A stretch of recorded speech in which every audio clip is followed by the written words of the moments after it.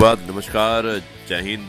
दोस्तों, ये है आपका अपना प्रिय आरजे आदि कश्यप मुझे मानुस और आपके लिए लेकर आया है आपका मनपसंद प्रोग्राम पॉजिटिव कर्मा। आज दिन है शनिवार, आज छुट्टी का दिन है और आप सब लोग अपने परिवार के साथ होंगे। एपिसोड नंबर है 232 और 26 दिसंबर। आज आपका प्रिय आरजे आदि ये प्रोग्राम प्रस्तुत कर रहा है नई दिल्ली से। दोस्तों, अब मैं इस कार्यक्रम की शुरुआत करता हूँ और मुझे उम्मीद है कि ये कार्यक्रम आपको पसंद आएगा।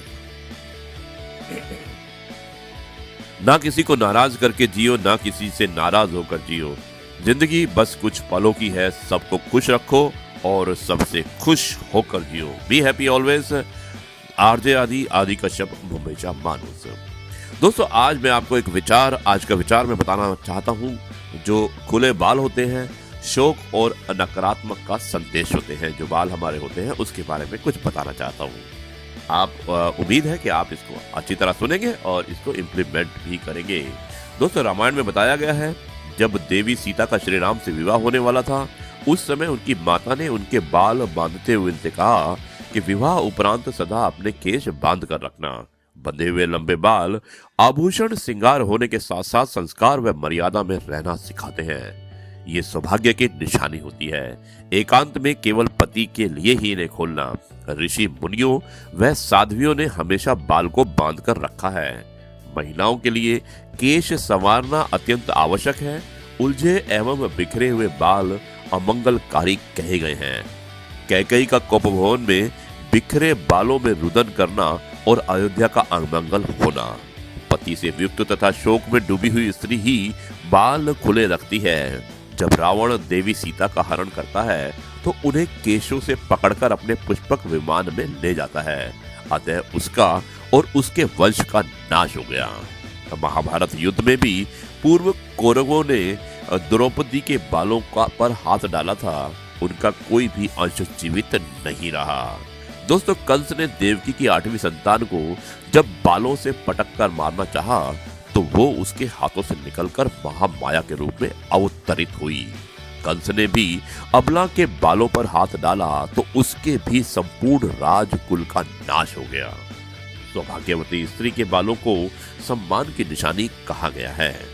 भोजन आदि में बाल अगर आ जाता है तो उस भोजन को ही हटा दिया जाता है। दोस्तों, बालों के द्वारा बहुत सा तंत्र क्रिया भी होती है, जैसे वशीकरण। यदि कोई स्त्री खुले बाल करके निर्जन स्थान या ऐसे स्थान जहां पर किसी की अकाल मृत्यु हुई है, ऐसे स्थान से गुजरती है तो अवश्य ही प्रेत बाधा का योग बन जाता है। वर्तमान समय में पाश्चात्य संस्कृति के प्रभाव से महिलाएं खुले बाल करके रहना चाहती हैं और जब खुले बाल होंगे तो आचरण भी स्वच्छंद ही होगा। दोस्तों, एक बहुत अच्छा मैसेज है कि बालों को बांध कर रखना चाहिए। वो एक अच्छा मैसेज होता है, पॉजिटिविटी की निशानी होती है। अब मैं दोस्तों कुछ वक्त के बारे में बताना चाहता हूँ कि वक्त कहता है कि मैं फिर ना आऊंगा। ध्यान से सुनिएगा कि वक्त कहता है मैं फिर ना आऊंगा, मुझे खुद नहीं पता तुझे हंसाऊंगा या रुलाऊंगा। जीना है तो इस पल को जी ले, क्योंकि मैं किसी भी हाल में इस पल को अगले पल तक रोक नहीं पाऊंगा। सदा मुस्कुराते रहिए। Good morning.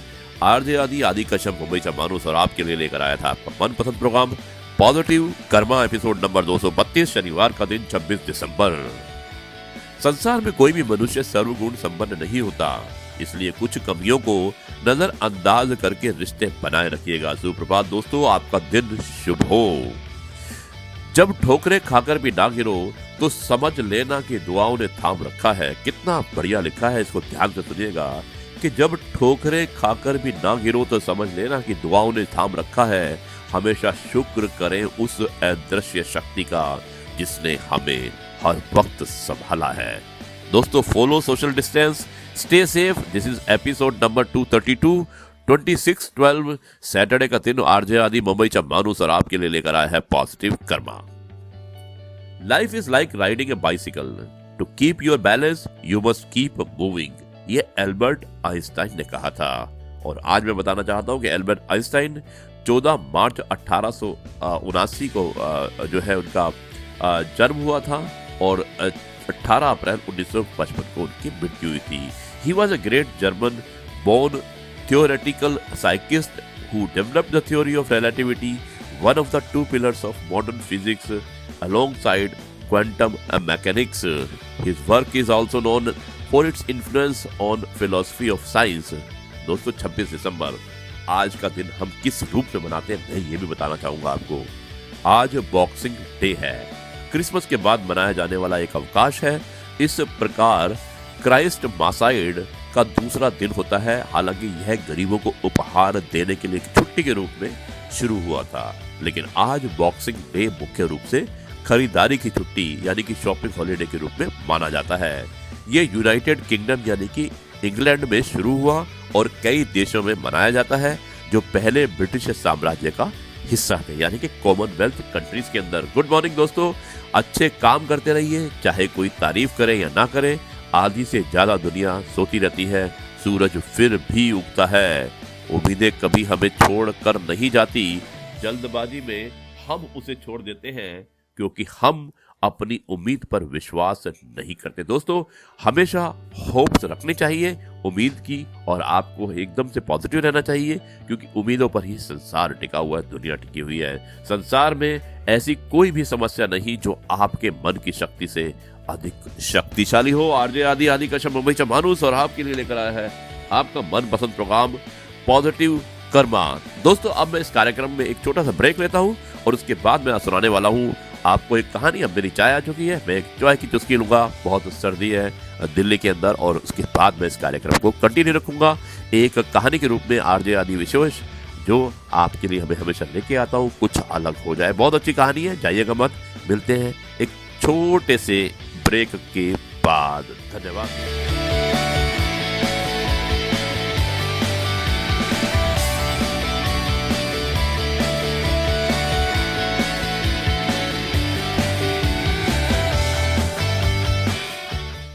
जी दोस्तों, एक बार फिर आपका अपना प्रिय आरजे आदि कश्यप मुंबई से मानुस और आपके लिए लेकर आया है आपका मनपसंद प्रोग्राम पॉजिटिव कर्मा।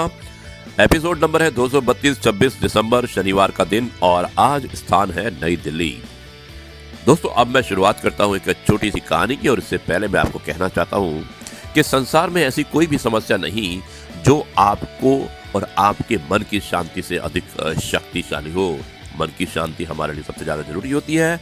इसी तरह जिंदगी को खुलकर जीने के लिए एक छोटा सा असूल बनाइए जो रोज कुछ अच्छा याद रखें और कुछ बुरा भूल जाएं। अगर आप अच्छा याद रखते हैं और बुरा भूल जाते हैं तो आपकी जिंदगी फुल ऑफ पॉजिटिविटी होगी और बहुत हसीन और बहुत अच्छी होगी। दोस्तों आरजे आदि कश्यप मुंबई से मानुस।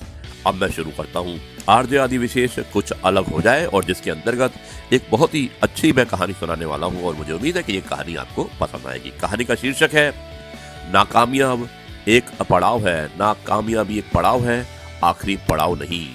तो ये कहानी बहुत ही अच्छी तरह से बनाई गई है, लिखी गई है, और इसका मुख्य शीर्षक है असफलता का जश्न। यानी कि अब आप सक्सेस नहीं होते हैं, उसके बाद भी अगर सेलिब्रेट करते हैं, आपकी जो विक्ट्री नहीं हो पाती है, तो उसके बारे में इस कहानी को बताया गया है।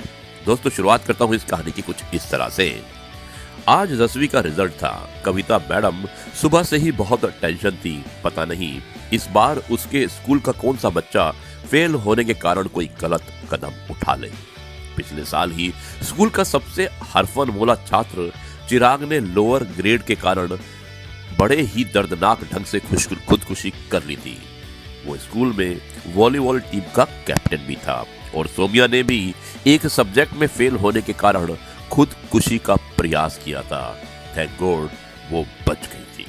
ठीक 4 बजे शाम को जब रिजल्ट ऑनलाइन हुआ तो कविता मैम ने लिस्ट में सबसे पहले असफल स्टूडेंट और लोअर ग्रेड वाले छात्रों का नाम देखा। कुल 4 नाम थे, कनिष्क, मोहित, सुरभि और अनुपमा। उन्होंने तुरंत उन चारों को फोन किया। डियर, रिजल्ट में कुछ गड़बड़ी है, स्कूल को मैसेज आया है, तुरंत आकर स्कूल के असेंबली हॉल में अब मिलो। ये कविता मैडम ने उन चारों बच्चों को जो अच्छा रिजल्ट नहीं था उनको फोन करके कहा, और उसके बाद कविता मैडम ने तुरंत व्हाट्सएप के जरिए सभी सफल स्टूडेंट्स को भी फौरन स्कूल के असेंबली हॉल में इकट्ठा होने को कहा। अगले 2 घंटे में असेंबली हॉल करीब 55 स्टूडेंट्स बड़े ही बेसब्री से मैडम की प्रतीक्षा कर रहे थे। एक बड़ा स्टेज सजाया गया था, कुर्सियां रखी गई थी और गुलदस्ते रखे हुए थे। मैडम के आते ही हॉल में गुड इवनिंग मैडम का शोर उभरा, जिससे बेहद खुशी, कम खुशी और उदासी की मिली-जुली आवाजें थी। स्कूल के और भी टीचर्स भी मंच पर बैठे हुए थे। मैम ने माइक लेकर बोलना शुरू किया, मेरे प्यारे students, sorry for wrong information. Result में गड़बड़ी की खबर मैंने केवल तुम सबको बुलाने के लिए दी थी। मुझे सफल छात्रों से पहले चूक गए छात्रों से बात करनी है और मैं पहले बुलाना चाहूंगी उन स्टूडेंट्स को जो अगली बार पास होने वाले हैं। मुंह लटकाए एक एक करके चारों छात्र छात्राएं स्टेज पर आ गए। कविता मैडम ने उन चारों को पहले शपथ दिलवाई कि पिछले साल के चिराग और सोमिया की तरह वो कोई गलती कदम नहीं उठाएंगे। फिर उसने उन चारों का मुंह मीठा करवाया, तुम चारों आज हार कर भी विजेता हो। तुम्हें एक हार नहीं तोड़ सकती, तुम्हें एक साल और अच्छे से तैयारी करके खुद को साबित करना है। तुम सब अपने घरों में सबसे अनमोल हीरे हो। पूछो चिराग की माँ से कि उन्हें चिराग चाहिए था या उसका उस साल सफल होना जरूरी था। ये आज भी बेटे के गम में रो रहे हैं। और तुम्हें किसी से शर्माने की जरूरत नहीं कि तुम सब फेल हो गए या लोअर ग्रेड आया है, क्योंकि पूरे देश में कल कितने हारे हुए बच्चे खुदकुशी कर लेंगे, मगर तुम चारों पूरे समाज को मैसेज दो कि तुम सब विनर हो, अगले मैच के विनर। नाकामयाबी एक पड़ाव है, आखिरी पड़ाव नहीं। इसके आगे निकलकर ही कई कामों में असफल रहा, कई चुनावों में हारा। एक अमेरिका का all time favourite president Abraham Lincoln के नाम से जाना जाता है। हवाई जहाज के निर्माता बंधुओं ने शुरुआत एक साइकिल की दुकान से की थी। मैंने अपने कैरियर में 900 से ज्यादा शॉट्स मिस किए, करीब 300 मैचों में नाकामयाब रहा, 26 मौकों पर विनिंग शॉट्स गंवाए। मैं बार बार नाकाम रहा, मगर नाउम्मीद नहीं हुआ और इसी कारण मैं कामयाब भी रहा। पता है ये किसकी कहानी है? The greatest basketball player Michael Jordan की। भीड़ में से एक आवाज आई। एक लड़का जो रामेश्वर में अखबार बेचा करता था, जिसकी बनाई पहली मिसाइल फेल हो गई। अब्दुल कलाम। भीड़ से दूसरी आवाज आई।